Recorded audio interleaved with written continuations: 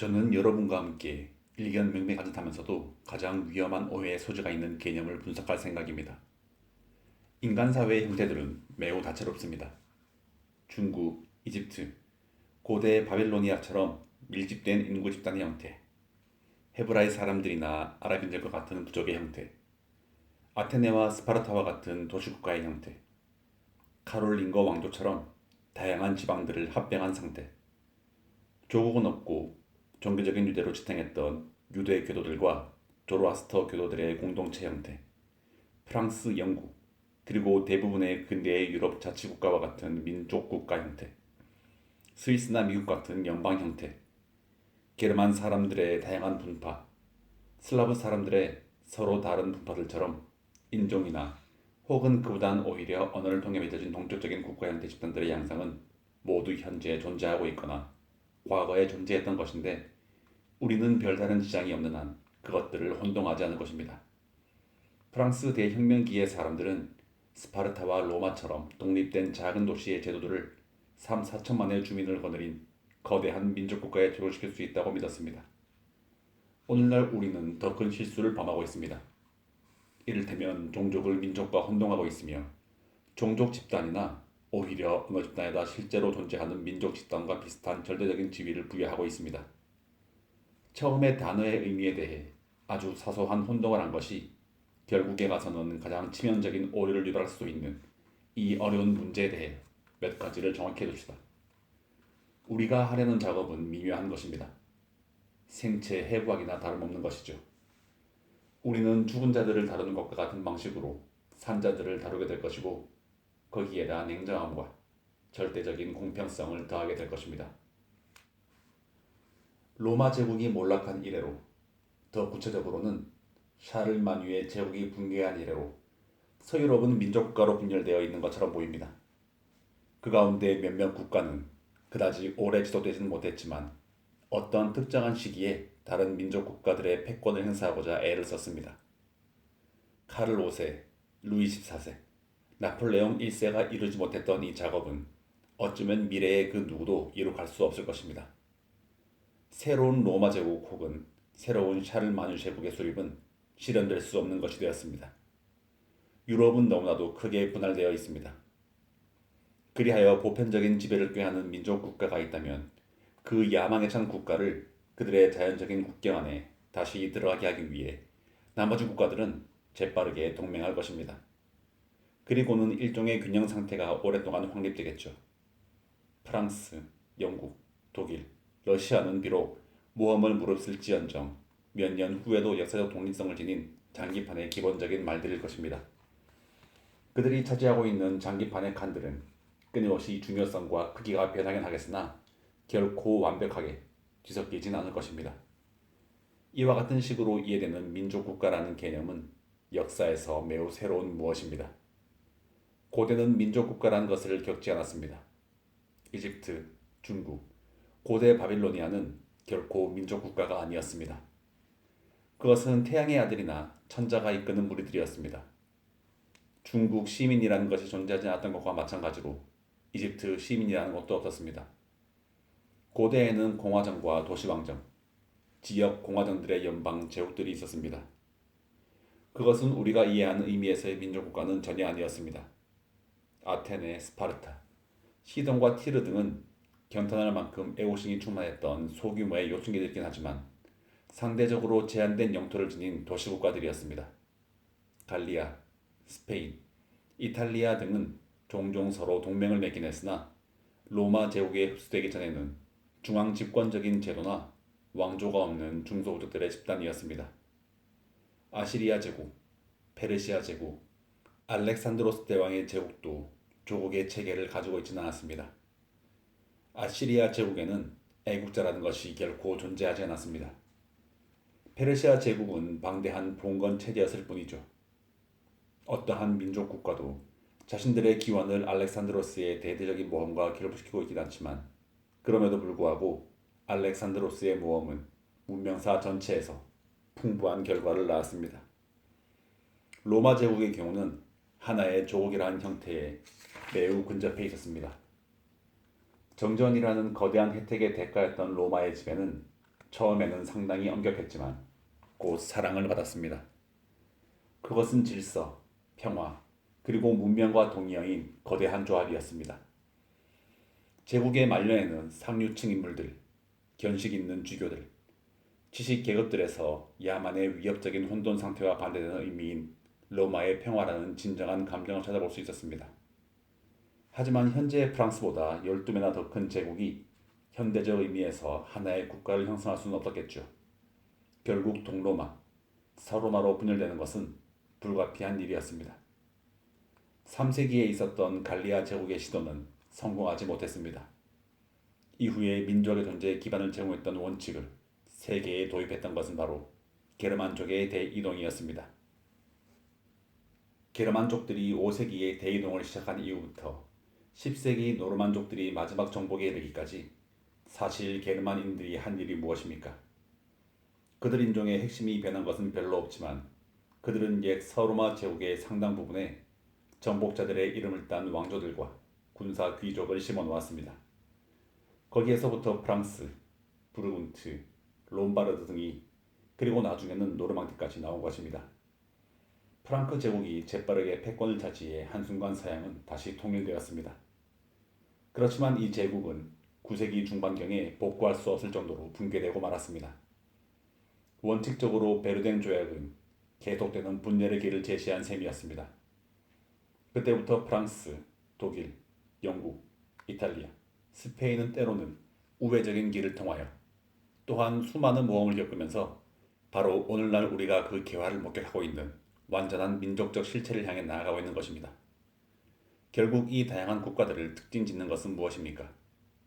그것은 그 국가들을 구성하고 있는 주민들 간의 융합입니다. 우리가 방금 열거했던 국가들에는 터키에서 볼 수 있는 사태와 같은 유사점이 전혀 없습니다. 오늘날에도 터키는 터키 사람, 슬라브 사람, 그리스 사람, 아르메니아 사람, 아랍 사람, 시리아 사람, 쿠르크 사람이 그들이 정복당하던 날과 마찬가지로 서로 뚜렷이 구분되어 살아가고 있습니다.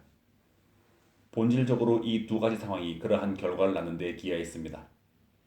우선은 게르만 사람들이 그리스 민족, 라틴 민족과 지속적인 접촉을 하기 시작하면서 기독교를 받아들였다는 사실입니다. 정복자와 패자가 동일한 종교일 때, 아니 오히려 정복자가 패자의 종교를 받아들일 때 종교에 따라 사람들을 절대적으로 구별하는 터키의 제도 같은 것은 더 이상 있을 수 없습니다. 두 번째 상황은 정복자 쪽에서 자신들 고유의 언어를 잊어버렸다는 것입니다. 클로비스, 알라리, 공드부, 알보엥, 롤롱의 손자 세대는 이미 로망스어를 사용했습니다. 이 사실은 그 자체로서 다른 중요한 특성의 결과이기도 했습니다. 예컨대 프랑크족, 부르근트족, 고트족, 롬바르드족, 노르만족 등의 종족에는 여성들이 매우 적었다는 것입니다. 여러 세대 동안 족장들은 게르만족 여성들과만 결혼을 했지만 터비나 자나들의 유모는 라틴족이었습니다. 부족 모두가 라틴족 여성과 결혼했습니다. 이는 프랑크족과 고트족이 로마 영토에 정착한 이래로 링구아 프랑키카, 링구아 고티카의 수명을 매우 짧게 했습니다. 영국에서는 그렇지 않았습니다. 앵글로 색슨족의 침입은 여성들을 동반한 것이 분명했기 때문입니다. 브루타뉴 사람들은 달아났고 게다가 라틴어는 전혀 사용되지 않았으며 심지어 브루타뉴에서 라틴어 사용은 그다지 지배적이지도 않았습니다. 5세기의 갈리아 지방에서 일반적으로 갈리아어가 사용되었다면 클로비스와 그의 무리들이 게르만어를 포기하면서까지 갈리아어를 사용하지 않았을 것입니다. 이로써 게르만족 침략자들의 풍속이 가지고 있는 극도의 폭력성에도 불구하고 세월이 흘러 그들이 강요했던 유형 자체가 민족 국가의 전형이 되는 중대한 결과가 나온 것입니다. 미미한 소수의 프랑크족만이 들어왔던 한 지방이 매우 합법적으로 프랑스라는 이름을 가지게 되었습니다. 10세기 당시의 지혜정신을 완벽하게 반영하는 최초의 무은시들 속에서 프랑스의 거주민들은 모두 다 프랑스인이었습니다. 프랑스의 주민들이 가지고 있었던 종족들의 상이함에 대한 개념이 그레그 와르투르에게는 매우 당연한 것이었겠지만 위그 카페 이후 프랑스의 저술가들과 시인들에게서는 전혀 찾아볼 수 없었습니다. 귀족과 평민의 차이는 두드러진 것이지만 양자의 차이는 민족적인 차이와 전혀 다릅니다. 그것은 용기, 관습, 유전으로 전해지는 교육의 차이인 것입니다. 아무도 이 모든 것의 기원이 정복이라고는 생각하지 않았습니다. 민족에 커다란 도움이 된 자에게 왕의 특권을 수여함으로써 귀족이 생겨나는 것입니다. 그리하여 모든 귀족은 자위를 받은 사람이라는 것에 따르는 이 근검 제도는 13세기부터 하나의 교의로 자리를 잡았습니다. 동일한 현상이 거의 모든 노르만족의 정복에 뒤이어 일어났습니다. 한두 세대 후에 노르만족 침입자들은 나머지 인구들과 더 이상 구분되지 않았습니다. 그렇다고 해서 그들의 영향력이 깊지 않았던 것은 아닙니다. 그들은 정복한 나라의 귀족, 군사적 관습, 전에는 존재하지 않았던 애국주의를 심어주었습니다. 망각, 심지어 역사적인 오류라고까지 말할 수 있겠는데 이러한 망각은 민족 창출의 근원적인 요소이며 바로 그러한 연유로 역사 연구의 발전은 종종 민족성에 대해 위험한 것으로 작용합니다. 사실 역사 분석에 의한 탐구는 모든 정치 조직의 기원에서 이루어졌던 폭력적인 사태들, 심지어 가장 유익한 결과를 가져왔던 정치 조직의 기원에서조차 존재했던 폭력적인 사태들을 재조명해 버립니다. 통일은 항상 갑작스럽게 이루어졌습니다. 예컨대 프랑스 북부와 남부의 결합은 거의 한 세기 동안 계속된 몰살과 테러의 결과였습니다. 감히 말하자면 프랑스 왕은 금세기 최후의 결집자로서의 이상적인 유형입니다. 프랑스 왕은 지금껏 존재했던 것 가운데 가장 완벽한 민족적 통일을 이룩했지만 너무 가까이에서 보여짐으로써 위엄을 상실했습니다. 그가 만들어낸 민족이 그를 저주했으며 오늘날에는 교양인들만이 그의 공헌과 업적에 대해 알고 있습니다. 이러한 소유럽 역사의 대법칙들이 두드러지게 되는 것은 바로 다른 지역들과의 대조를 통해서입니다. 프랑스 왕이 부분적으로는 압제에 의해서, 부분적으로는 정의에 의해서 그토록 견딜만하게 완성했던 계획들은 다른 40나라들은 완수하지 못했습니다. 생테티엔치아에서의 마드라족과 슬라브족은 800년 전과 마찬가지로 서로 냉담한 채 각기 다른 존재들로 변함없이 남아있습니다. 합스부르크가는 자신의 영지 안에 있는 다양한 요소들을 융합하기는커녕 그것들이 서로 떨어진 채로 심지어는 종종 대립된 채 놓아두고 있습니다. 보헤미아에서는 체코계와 독일계가 하나의 유리자였던 물과 기름처럼 병치되어 있습니다. 터키의 종교에 따른 민족 분리 정책은 동방의 파괴라는 매우 심각한 결과를 낳았습니다. 대여섯 개의 공동체로 구성된 살로니크나 스미르나 같은 도시를 예로 들어봅시다. 이 공동체들은 각기 독자적인 역사를 가지고 있으며 서로 공통적인 것이라고는 거의 없습니다. 그런데 민족은 본질적으로 모든 개인들이 많은 것들을 공유하고 있기도 하며 많은 일들을 잊어버리기도 합니다. 어떠한 프랑스 시민도 자신이 부르곤트족인지 알라니 사람인지 타이파르 사람인지 서고트족인지 알지 못합니다. 프랑스 시민들은 모두 13세기에 있었던 정오의 학살, 즉 성 바르톨로메오 축일의 학살을 분명히 잊고 있을 것입니다.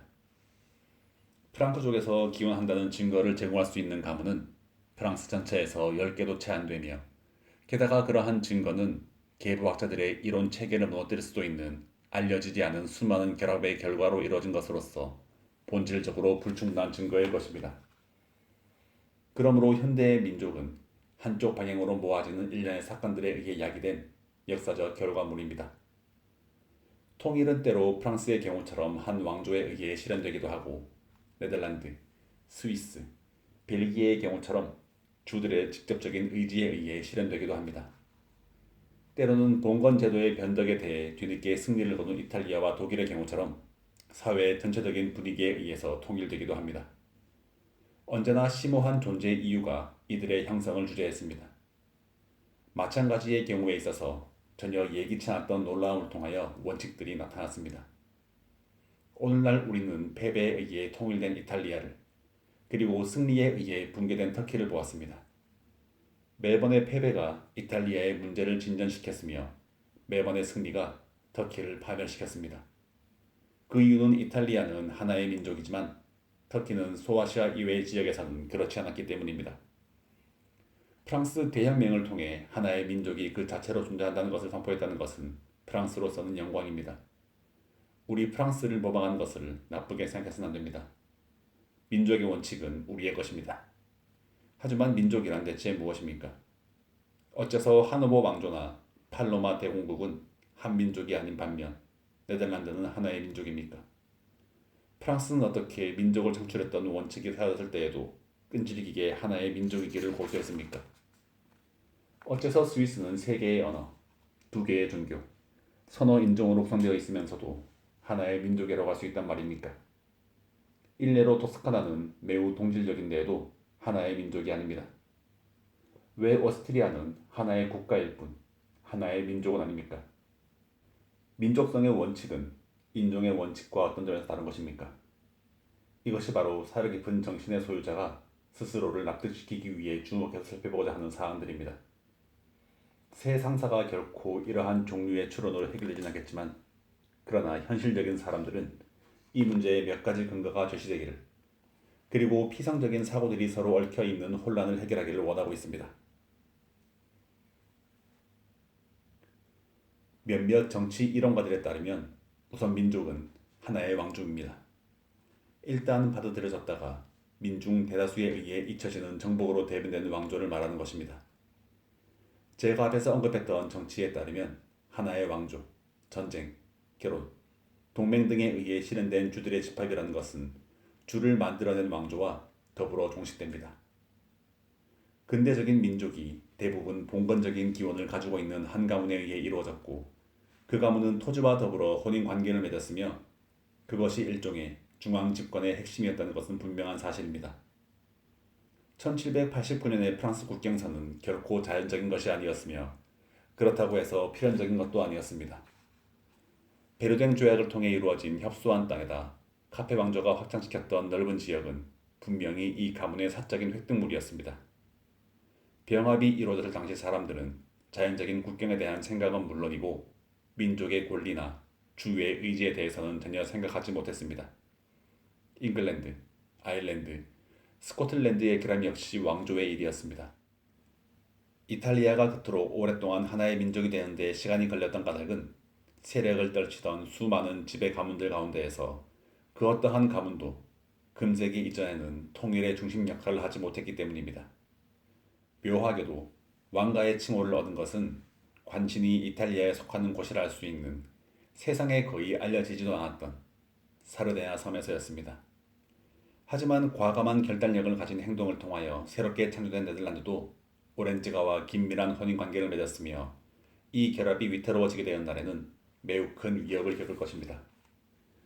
그렇지만 그와 같은 법칙이 과연 절대적인 것일까요? 결코 그렇지 않습니다. 스위스나 미국은 끊임없이 추가되는 집단들로 형성되었는데 거기에는 어떠한 왕조적인 기반도 존재하지 않습니다. 프랑스에 대한 문제는 논하지 않겠습니다. 차후를 위해 비밀로 남겨놓는 것도 있어야 할 테니까요. 다만 이 거대한 프랑스 왕조는 극대로 민족적이어서 왕조가 붕괴한다 해도 그 민족이 왕조 없이 지탱할 수 있었다는 것만은 지적하고 넘어가겠습니다. 이어서 18세기에는 모든 것이 변했습니다. 수세기에 걸친 굴욕을 겪은 이후에 인간은 고대 정신으로, 그 자신에 대한 존중으로, 그리고 자신의 권리에 대한 생각으로 돌아왔습니다. 조국과 시민이라는 단어들이 그 의미를 되찾았습니다.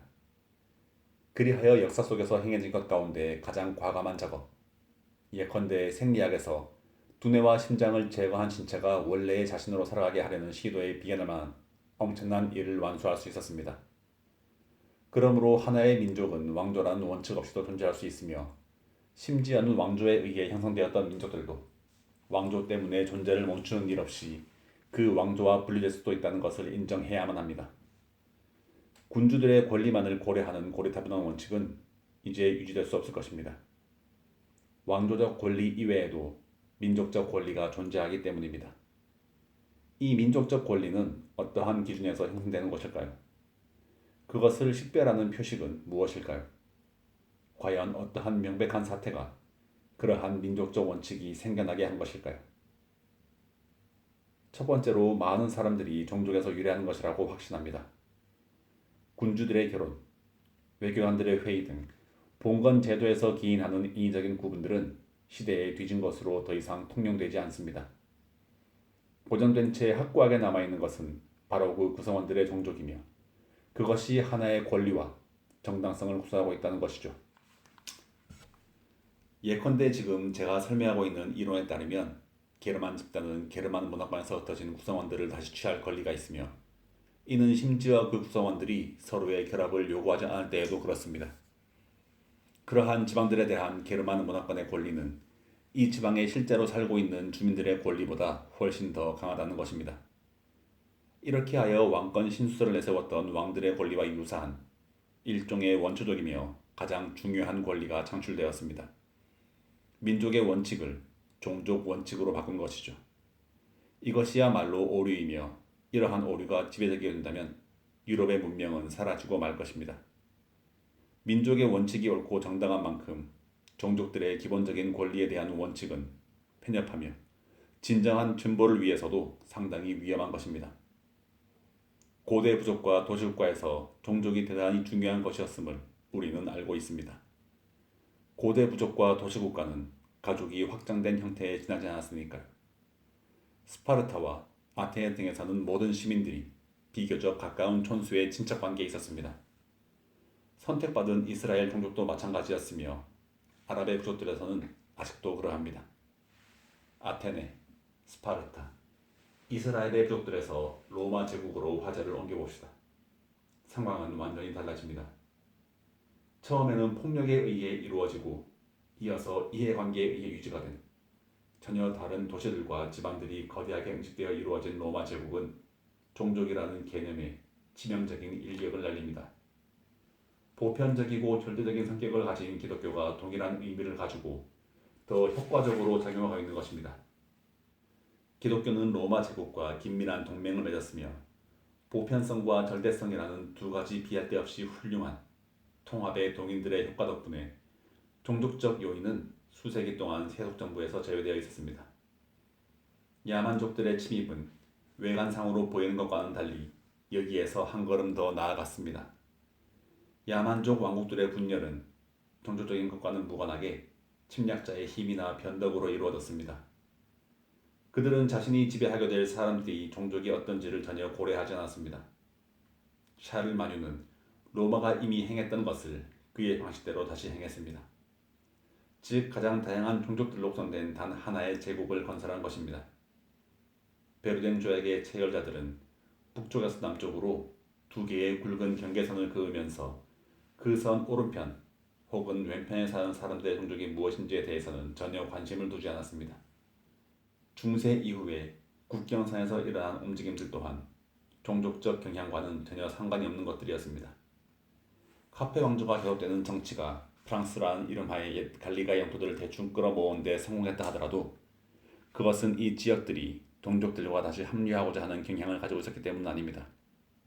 도피네 지방, 브레스 지방, 프로방스 지방, 프랑시 콩테 지방 등은 공통된 기원을 가지고 있었다는 것을 더 이상 기억하고 있지 않습니다. 갈리아인이라는 인식은 2세기경부터 사라졌으며 오늘날 갈리아인의 성격을 가진 사람을 다시 발견하게 되는 것은 단지 고증학적 관점에서일 뿐입니다.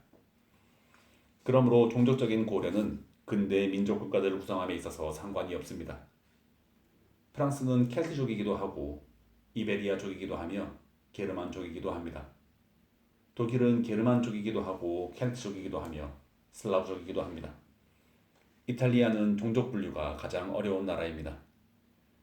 다른 요소들에 대해서는 말하지 않더라도 갈리아인, 에트루이아인, 펠리스기족, 그리스인 등이 구별할 수 없을 만큼 혼합되어 있으니 말입니다.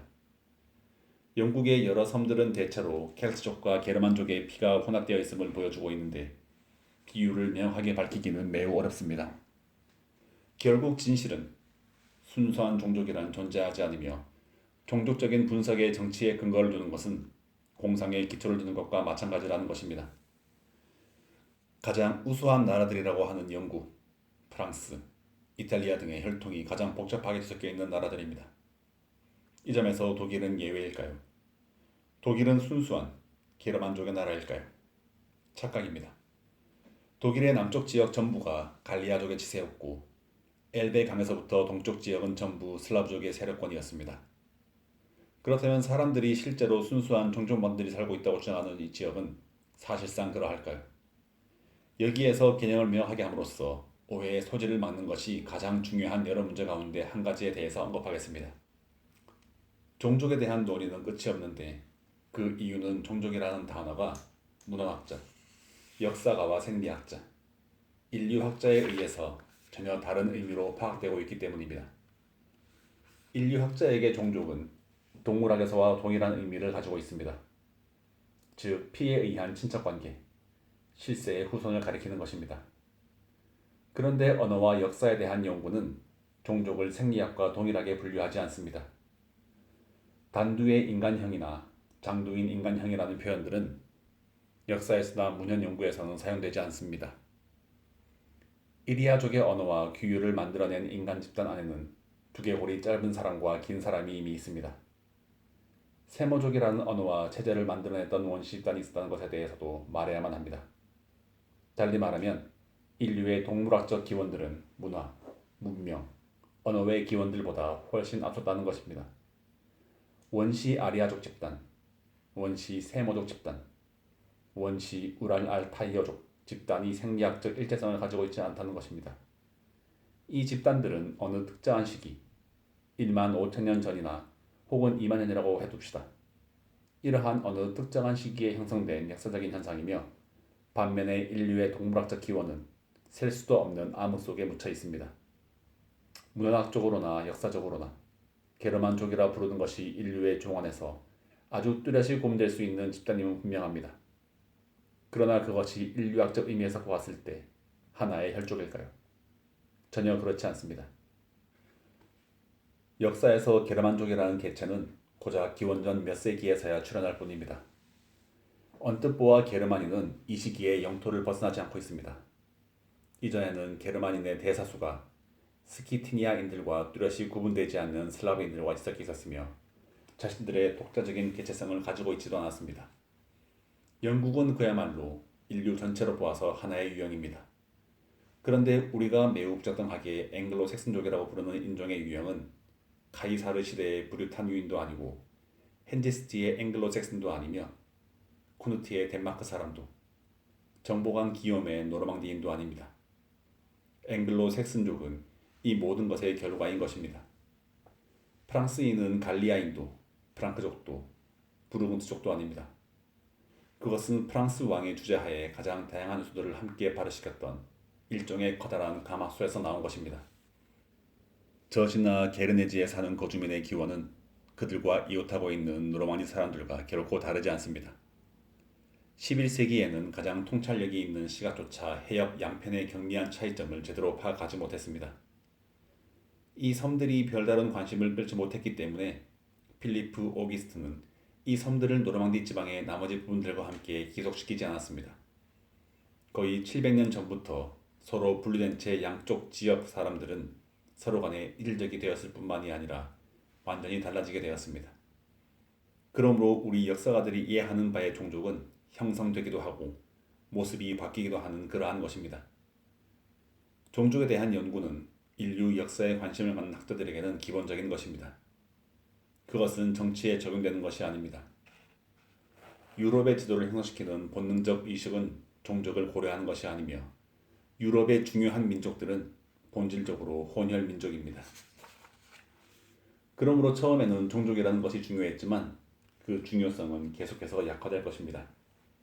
인간의 역사는 동물과 본질적으로 성격이 다릅니다. 그것은 설치류 동물이나 고양이과 동물들에서처럼 종족이 전부가 아닙니다. 그리고 우리는 사람들의 두개골을 살펴보거나 너는 우리 혈통이니까 우리에게 속한다라면서 사람들의 목을 잡고 우격다짐할 권리가 없습니다.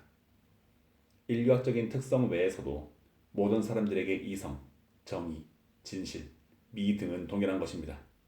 보십시오. 이처럼 종족적인 정치는 확실하지 않습니다. 여러분은 오늘날 다른 것들에 대항하여 그것들을 이용하고 있습니다. 이어서 여러분은 종족적인 정치가 여러분들 자신에게 반하는 것임을 알게 되었습니다. 종족의 깃발을 높이 쳐들었던 독일인들은 슬라브족들이 이제 자신들 차례가 되어 삭스와 루자스의 촌락들의 이름을 분석하러 오고 빌치나 오버트리티의 흔적들을 찾으러 오고 작센 왕조가 그들의 조상들에게 가했던 학살과 대대적 규모의 노예화에 대해 설명을 요구하러 온 일이 없으리라는 것이 확실합니까? 모두를 위해서는 잊어버릴 줄 아는 것도 지혜입니다. 저는 인종학을 매우 좋아합니다. 인종학은 보기 드문 이점을 가지고 있는 학문입니다. 하지만 저는 그것이 자유롭기를 원하기 때문에 정치적으로 이용되지 않기를 바랍니다. 다른 모든 학문에서와 마찬가지로 인종학에서도 체제가 변하고 있습니다. 그것이 곧 진보의 조건이니까요. 국경선은 학문의 추세를 따를 것입니다. 애국주의는 다소 역설적인 장광설에 달려 있을 것입니다.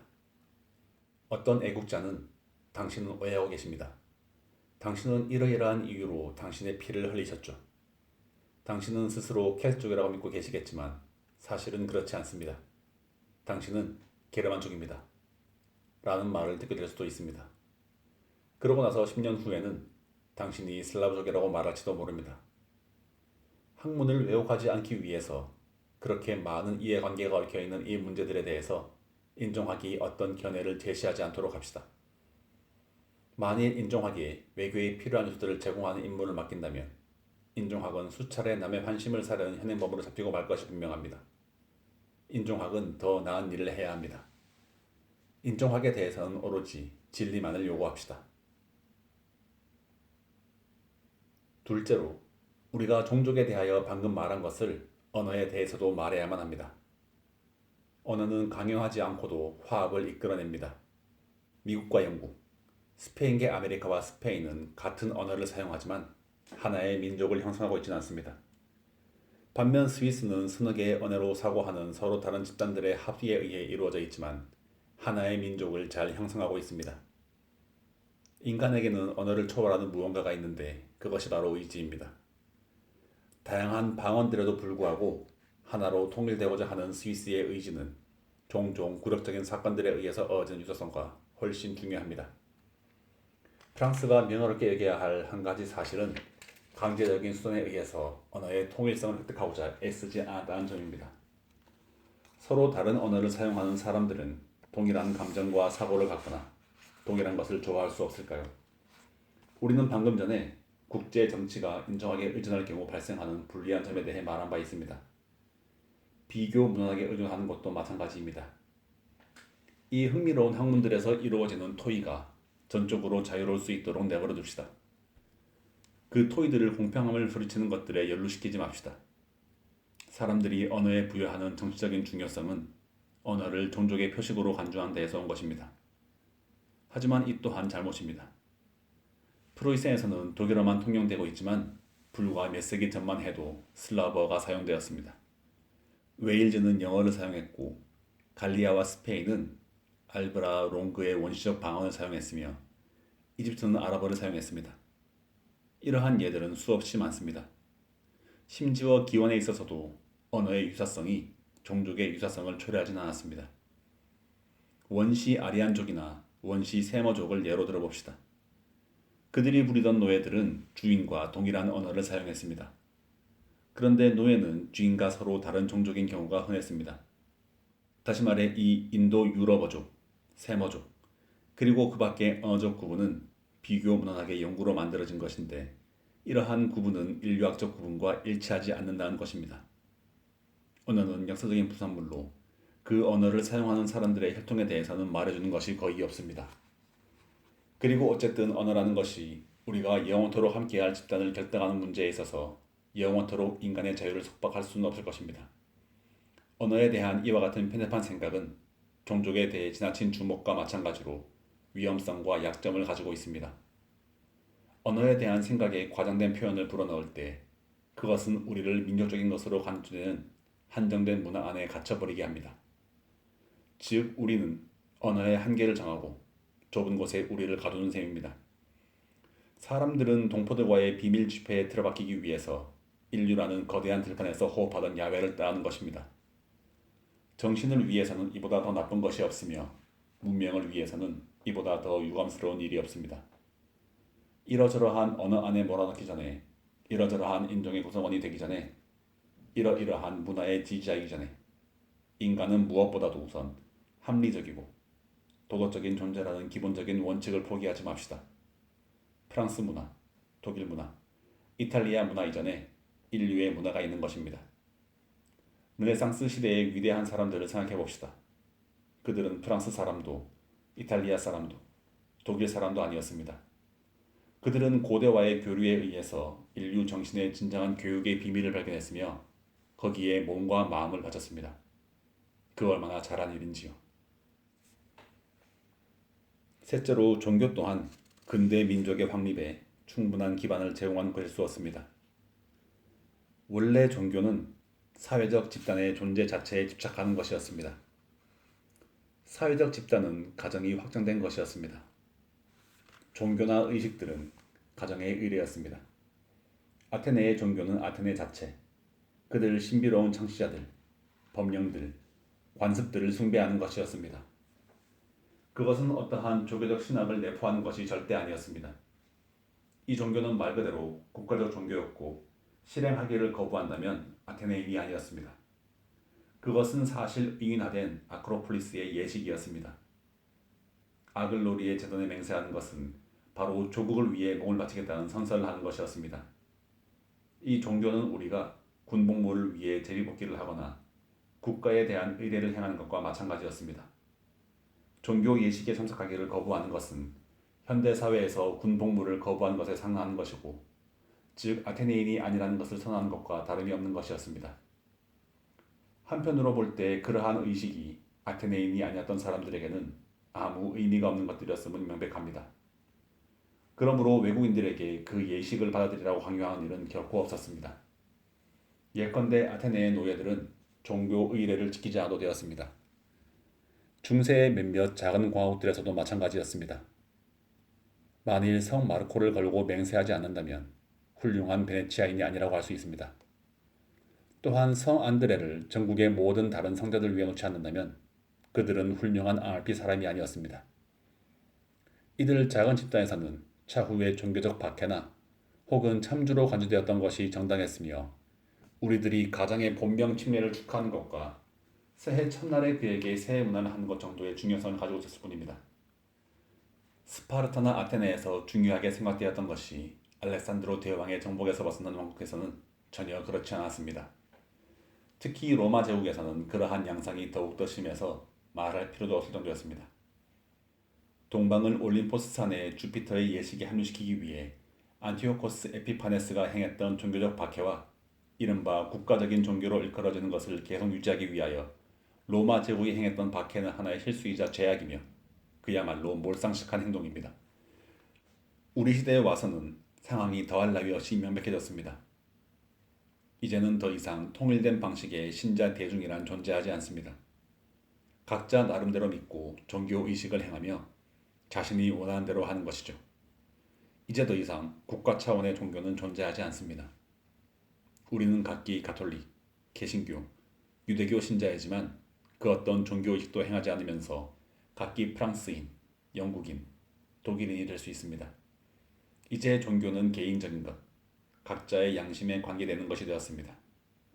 카톨릭 국가, 프로테스탄트 국가로의 분열은 이제 더 이상 존재하지 않습니다.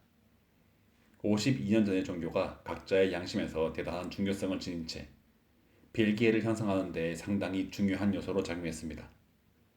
그렇지만 이제 종교는 인민들의 경계선을 긋는 원인들 중에서도 거의 벗어나 있습니다. 넷째로, 이 공동체들은 인간들 사이에 강력한 유대 관계를 형성하는 것이 분명합니다. 그러나 이해관계가 하나의 민족을 만드는 데 충분할까요? 저는 그렇게 생각하지 않습니다. 이 공동체는 상업상의 조약을 맺는 것입니다. 그런데 민족성에는 감정적인 면이 있습니다. 그것은 영혼인 동체의 육체입니다. 예컨대 관세 동맹은 조국이 될 수 없다는 말입니다. 마지막으로 지리. 사람들이 이른바 자연적인 국경선이라 부르는 그것은 확실히 민족을 구분하는 데 있어서 상당히 중요한 부분입니다. 지리는 역사의 본질적인 요소들 가운데 하나이니까요. 강들은 종족들을 인도합니다. 그리고 산들이 그들을 멈추게 합니다. 전자는 역사적인 이동을 유리하게 하고 후자는 그것을 제한합니다. 그렇다면 우리는 몇몇 정파들이 말하는 것처럼 한 민족의 전개가 지도상에 그려져 있으며 그 민족은 경계선의 굴곡을 모하지 않게 하기 위해 경계를 제한하는 기능이 있다고 간주되는 어떤 산이나 강에 도달하기 위하여 필요한 것을 차지할 권리가 있다고 말할 수 있을까요?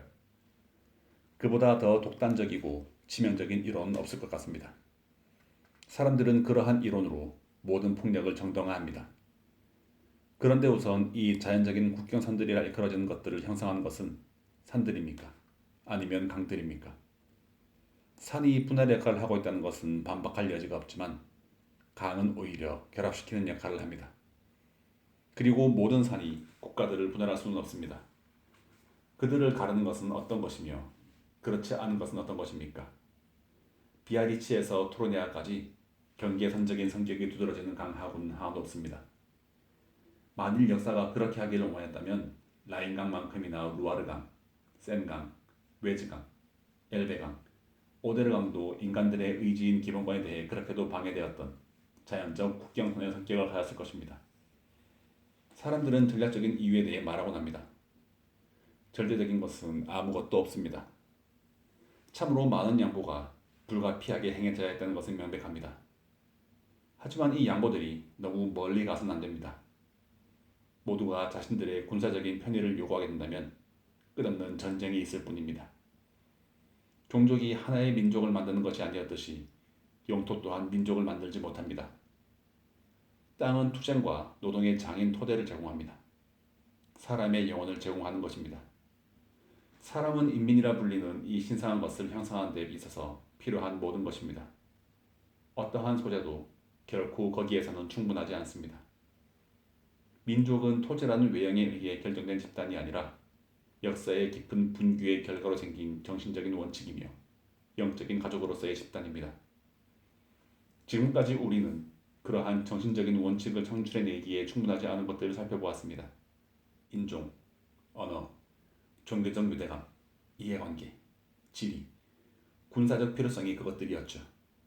그렇다면 무엇이 더 필요한 것일까요? 이미 언급한 바 있으니 여러분들의 관심을 그리 오래 끌 필요는 없겠군요. 하나의 민족은 하나의 영혼이며 정신적인 원리입니다. 둘이면서도 사실은 하나인 바로 이 영혼, 이 정신적인 원리를 구성하고 있습니다. 한쪽은 과거에 있는 것이며 다른 한쪽은 현재에 있는 것입니다. 한쪽은 풍요로운 추억을 가진 유산을 공동으로 소유하는 것이며 다른 한쪽은 현재의 묵시적인 동의, 함께 살려는 욕구, 각자가 받은 유산을 계속해서 발전시키고자 하는 의지입니다. 여러분, 인간은 하루아침에 쉽게 이루어지는 것이 아닙니다. 개인과 마찬가지로 민족 역시 노력과 희생, 그리고 오랜 헌신으로 일구어내는 기나긴 과거의 결실인 것입니다. 조상들에 대한 숭배는 지극히 정당한 것입니다. 조상들 덕분에 현재의 우리가 있으니까요. 위대한 인물들, 영광스러운 영웅적인 과거, 그러한 것들이 바로 우리가 민족적인 사고의 토대를 두고 있는 사회적인 자산입니다. 과거에 공통된 영광을 누렸던 것, 현재의 공통된 의지를 가지고 있는 것, 다시 말해 위대한 일을 함께 이루었고 여전히 그것을 함께 하고자 하는 것이야말로 한 인민이 되기 위한 본질적인 조건들인 것입니다. 사람들은 그들이 동의한 희생에 비례해서 고통을 겪기를 바랍니다. 사람들은 자신들이 지은 집, 후대에 전해줄 집을 좋아합니다. 우리는 당신들이 만든 것입니다. 우리는 현재의 당신들이 될 것입니다. 라는 스파르타의 노래는 가장 간결하게 요약된 모든 조국에 대한 찬가입니다. 과거에는 영광의 유산과 함께 나누어야 할 후회스러운 유산이 있고 미래에는 실현해야 할 공통의 계획이 있습니다. 즉 고통을 함께하고 즐기고 기대하는 것, 바로 이것이 공동의 세관이나 전략적인 사고에 맞춘 국경보다 훨씬 더 가치 있는 것입니다. 인종과 언어의 다양성에도 불구하고 사람들이 이해하는 것이 바로 이것입니다. 저는 조금 전에 고통을 함께하는 것이라 말했습니다. 그렇습니다. 함께하는 고통은 기쁨보다 훨씬 더 사람을 단결시킵니다. 민족적인 추억이라는 점에서는 애도가 승리보다 낫습니다. 애도의 기억들은 의무를 부과하며 공통의 노력을 요구하기 때문입니다. 그러므로 민족은 이미 치러진 희생과 여전히 치를 준비가 되어 있는 희생의 욕구에 의해 구성된 거대한 결속입니다. 그것은 하나의 과거를 가정하는 것입니다. 그렇지만 현재에는 확실한 사실로 요약되기도 합니다. 동의. 함께 공동의 삶을 계속하기를 명백하게 표명하는 욕구로 엿들 수 있는 것입니다. 한민족의 존재는 개개인의 존재가 삶의 영구적인 확인인 것과 마찬가지로 매일매일의 인민투표입니다. 그것이 신권보다는 덜 형이상적이고 이른바 역사적 권리보다는 덜 가혹하다는 것을 알고 있습니다. 여러분들에게 주지시키고자 하는 바는 하나의 민족도 왕이 그럴 수 없듯이 너는 나에게 속해 있으니까 내가 너를 취하겠노라라고 어떤 지방에 말할 권리가 없다는 것입니다. 우리들에게 하나의 지방은 곧 그 주민들입니다. 이 문제에서 자문의 상대가 될 권리가 있는 사람은 바로 그곳 주민들이죠. 한 민족은 결코 그 주민들의 의사에 상관없이 병합되거나 압류될 수 없습니다. 요컨대 민족들의 결의는 언제나 항상 살아남아야만 할 단 하나의 정당한 기준인 것입니다. 우리는 정치에서 형이상적이고 신학적인 추상을 제거해냈습니다. 그 다음에는 무엇이 남아있습니까? 인간과 그의 욕망, 욕구들이 남아있습니다. 여러분은 제게 민족의 분리, 그리고 나중에 있을 분사는 이 낡은 조직체들을 그토록 빈번하게 덜 개화된 의지에 맡겨놓은 결과라고 말합니다. 이 분야에서는 어떠한 원칙도 과도하게 밀고 나가서는 안 된다는 것이 명백합니다. 이러한 질서의 진실은 전체적으로 그리고 일반적인 방법으로만 적용이 가능합니다. 인간의 의지는 변하는 것입니다. 그러나 이 세상에서 변하지 않는 것이 무엇입니까? 민족은 영속적인 그 무엇이 아닙니다. 민족들은 새롭게 생겨났고 언젠가는 종말을 구하게 될 것입니다. 아마도 유럽연맹이 민족들을 대체하게 되겠죠. 하지만 그것만이 우리가 살고 있는 세기의 법칙은 아닌 것입니다. 현재 시점에서는 민족들의 존재가 좋은 것이며 심지어 필요한 것이기도 합니다. 세계에 하나의 법과 하나의 주인이 있다면 잃어버리게 될 자유를 보장하는 것이 바로 민족의 존재의 이유입니다.